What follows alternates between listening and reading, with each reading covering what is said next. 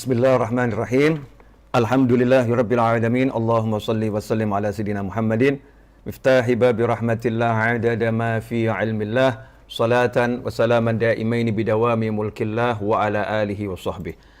Assalamualaikum warahmatullahi wabarakatuh. Ayat selanjutnya. Wa qala alladzi ishtarahu min Misra limra'atihi akrimi mathwahu asa an yanfa'ana aw nattakhidahu walada. Wa kadzalika makkanna li Yusufa fil ard wa linu'allimahu min ta'wilil ahadits wallahu ghalibun ala amrihi walakinna aktsaran nasi la ya'lamun. Ayat 21. Dan orang Mesir yang membelinya berkata kepada istrinya, berikanlah kepadanya tempat dan layanan yang baik, mudah-mudahan dia bermanfaat bagi kita atau kita pungut dia sebagai anak. Dan demikianlah kami memberikan kedudukan yang baik kepada Yusuf di negeri Mesir, dan agar kami ajarkan kepadanya takwil mimpi, dan Allah berkuasa terhadap urusannya, tetapi kebanyakan manusia tidak mengerti. Ikhwani rahimakumullah. Ini asyik ini. Ya, saya mau ngajak semuanya untuk merenung sampai di sini. Fase pertama, Nabi Yusuf dibuang ke sumur, itu nggak enak. Fase yang kedua, dikeluarkan dari sumur, tapi yang mengeluarkan orang jahat, dijual jadi budak, nggak enak. Fase yang ketiga, Nabi Yusuf alaihissalam dibeli oleh menteri. Yang beli ternyata menteri, kemudian dibawa pulang ke istana. Ya, dibawa pulang ke istana, kemudian diserahkan kepada istrinya menteri tersebut, sembari berkata, kasih pelayanan yang baik, kasih tempat yang baik. Ini bisa jadi anak angkat kita. Ternyata menteri tersebut tidak punya anak, karena dia punya kekurangan, dia punya kekurangan secara biologis, sehingga karena dia punya kekurangan, istrinya tidak bisa mengandung, tidak bisa hamil. Maka begitu lihat ada anak umur 12 tahun kok ganteng, menyenangkan, senang, jatuh cinta, dibeli dengan segera, dibawa pulang dan ngomong sama istrinya, ini biar melayani kita, atau kita jadikan anak, tapi kasih pelayanan yang bagus, pelayanan yang bagus. Ikhwani rahimakumullah. Lihatlah bagaimana cara Allah Subhanahu wa taala mau memindahkan Nabi Yusuf alaihissalam dari desa menuju istana. Dari desa menuju istana. Kalau Nabi Yusuf alaihissalam berjuang masuk istana, butuh waktu yang panjang. Dari desa mau masuk istana, ini kalau pakai jalur resmi, panjang waktunya. Entah kuliah dulu, kalau sekarang mungkin buat partai dulu, ya. Jadi calon legislatif dulu, panjang kisahnya. Ya kisahnya panjang. Tapi kalau Allah yang bergerak, selesai. Kun fayakun. Ya, tapi caranya Allah itu indah. Asal kita itu husnudzon, prasangka baik. Caranya Allah itu luar biasa. Ini Yusuf harus masuk istana. Yusuf harus jadi menteri, ya. Tapi orang desa, nggak punya kenalan di istana, nggak punya kerabat di istana, nggak ada pendidikan tentang politik, nggak ada ini, sama sekali nggak ada. Gimana caranya? Dari Palestina bisa ke Mesir, dari Kanaan di Palestina bisa ke Mesir. Caranya gimana? Maka Allah Subhanahu Wa Taala mengatur caranya dengan dibuang di sumur. Diambil oleh musafir lalu yang nggak baik, dijual sebagai budak, dibeli oleh menteri, masuk istana. Tahap awal selesai. Dah jadi istana. Makanya Allah kemudian ngomong. Ya, setelah di istana, Allah mengatakan wa kadzalika makkanna li Yusuf. Wa kadzalika makkanna li Yusufa fil ard. Dan demikianlah kami memberikan kedudukan yang baik kepada Yusuf di negeri Mesir. Makannah itu artinya tamkin, menempatkan. Beginilah cara kami menempatkan Nabi Yusuf dengan kedudukan yang besar, yang baik di Mesir. Caranya begini, makannah, kami yang menempatkan ini. Jadi bukan Nabi Yusuf dibuang, bukan Nabi Yusuf kemudian dijual, bukan. Kami yang merekayasa semua itu untuk Yusuf agar mendapatkan sebuah kebaikan. Untuk mendapatkan sebuah kebaikan. Pelajaran apa yang kita dapat? Pelajarannya adalah jangan tergesa-gesa menghakimi episode hidupmu dengan kalimat celaka saya. terpuruk saya. Wah, hancur saya. Jangan. Tapi belajarlah untuk berkata kepada dirimu ketika menghadapi yang gak enak. Mungkin ini cara Allah untuk mengangkat derajat saya. Mungkin ini rencana Allah untuk menjadikan saya lebih hebat. Saya dipecat. Mungkin Allah mau jadikan saya bos. Memang saya nggak layak jadi pelayan. Nggak layak jadi karyawan. Saya layaknya jadi bos nih. Saya harus dipecat dulu nih. Harus dipecat dulu. Kok kemudian dijauhkan dari teman-teman? Mungkin Allah akan kirimkan saya teman-teman yang jauh lebih baik ini. Yang jauh lebih hebat ini.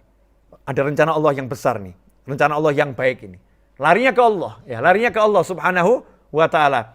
Allah katakan di sini, wa kadzalika makkanna li Yusufa fil ard wa linu'allimahu min ta'wilil ahadits. Dan kami akan mengajarkan kepadanya takwil mimpi. Ya. Bagaimana nanti Yusuf bisa menakwilkan mimpi? Akan kami ajarkan. Di mana? Ya di istana itu. Dengan nanti akhirnya ada proses berikutnya masuk penjara. Proses berikutnya masuk penjara. Tapi harus tinggal di istana dulu. Untuk masuk penjara, kemudian nanti jadi menteri. Jadi menteri bukan gara-gara tinggal di istana ternyata. Jadi menteri setelah tadinya hidup di penjara. Di penjara, keluar, akhirnya jadi menteri. Nanti, sabar. Itu kisah masih nanti.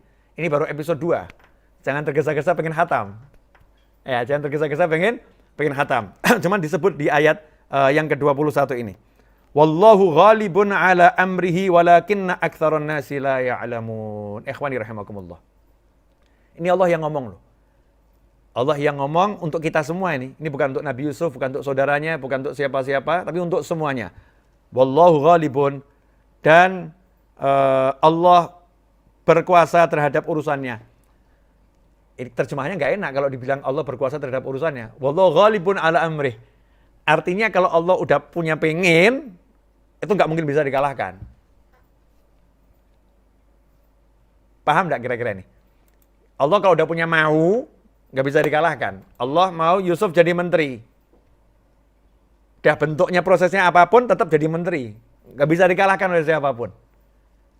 Allah mau Nabi Yusuf jadi mulia. Walaupun kejadiannya model apapun, Nabi Yusuf akan mulia. Dikatakan di Al-Quran, Wallahu ghalibun ala amrihi walakin aktsaran nasi la ya'lamun. Tapi kebanyakan manusia nggak ngerti.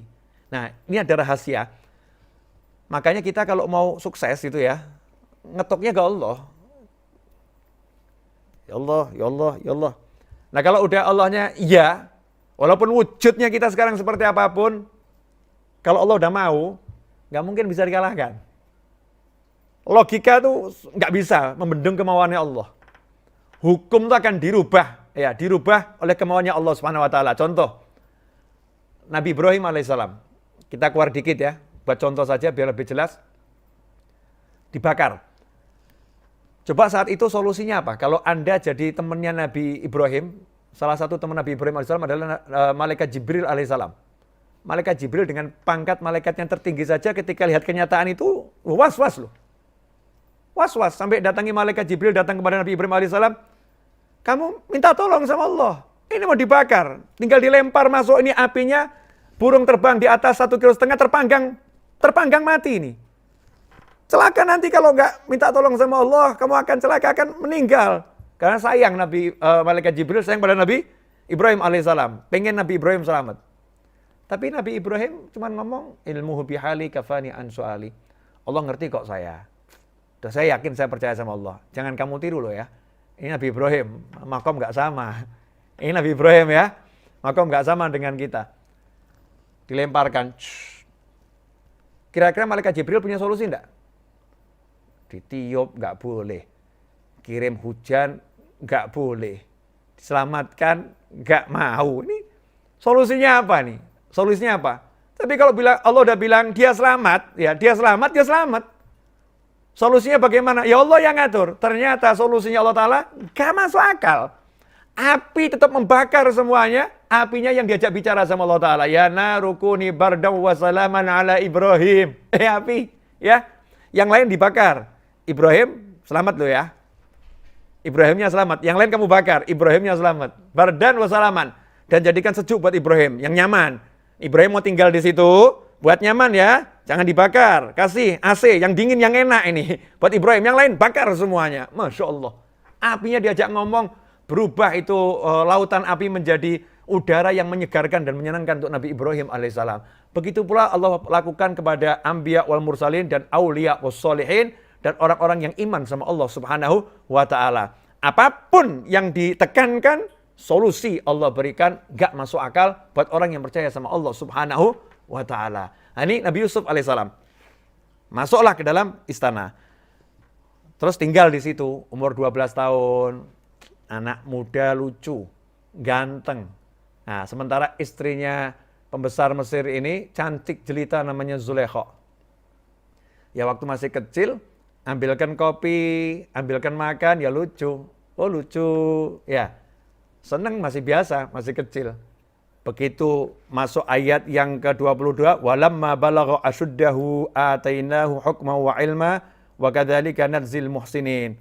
Maka masuklah Nabi Yusuf alaihissalam sampai usia yang cukup dewasa. Ya, usia cukup dewasa, Allah Ta'ala katakan, dan kami ajarkan kepadanya hukma wa ilma, yaitu hikmah dan ilmu. Allah ajarkan hikmah dan ilmu. Nah, ini yang mau saya ajak semuanya merenung. Ganteng, pinter, bijak. Lengkap dah itu? Belum. Kurang satu. Kaya. Ganteng, pinter, bijak. Cuman kurang satu. Kayanya belum dapat. Saat itu Nabi Yusuf alaihissalam gantengnya sudah pol. Pinternya Allah yang ngajari. Ilman. Bijaknya Allah yang ngajari. Hikmah. Ganteng, pinter, bijak. Cuman kurang satu. Masih sebagai pelayan. Dereng sugih mas. Belum kaya. Nah, kenapa nggak jadi kaya dulu? Nah, ini akan menjadi kisah yang indah di sini. Ada ganteng, pinter, bijak. Tiap hari ketemu. Tiap hari ketemu. Siapa yang ketemu? Zulaikha. Zulaikha lihat suaminya secara biologis nggak mampu nih suami saya. Di depan mata ini ganteng, pinter, ya dari kecil udah akrab sama saya. Dewasa nih kelihatannya ini cocok juga nih buat saya nih. Kalau suami saya nggak bisa nih, siapa tahu ini. Ya ini pasti bisa kalau yang ini nih. Setan masuk ke Zulaikha nih. Deng deng deng deng deng deng deng mulai. Ya mungkin awal-awal Zulaikha masih bisa nahan. Karena orang mulia, bukan orang jahat, bukan orang jelek. Zulaikha itu orang mulia. Ya. Jangan. Ya. Jangan. Ini seperti anak angkat sendiri nih, anak angkat sendiri. Jangan. Suami masih ada. Anak angkat, suami masih ada. Jangan. Tapi ya lama-lama, setan itu nyata kok. Setan itu bukan cuma dalam pikiran, seakan-akan cuma khayalan. Setan itu nyata. Nafsu itu ya ada. Udah nafsunya muncul karena kalau bahasanya itu kan nggak disentuh sama suaminya dan sentuhannya tidak mencukupi kadar yang dibutuhkan sama istri. Tidak cukupi. Saat itulah setan masuk. Makanya hati-hati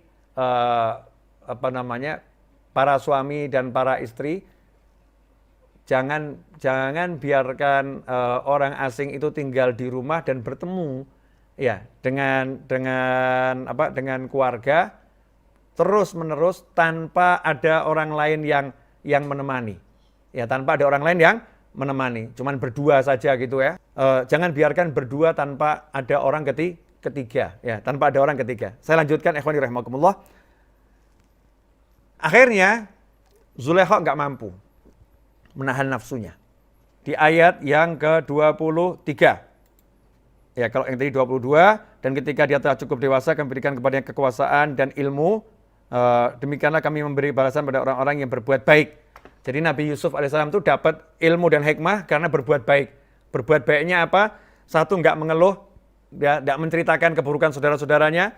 Beliau tetap bersabar, seperti ayahnya Sobrun Jamil. Kemudian ridho dengan apa yang dialami, nggak protes, ya, menikmati kondisinya saat itu Nabi Yusuf alaihissalam. Maka sama Allah Ta'ala dikasih ilmu, ya, dikasih ilmu dan dikasih hikmah, kasih kekuasaan, dikasih kebijaksanaan. Akhirnya dalam usia yang cukup matang itu dewasa, gagah, Disitulah Zulekho tergoda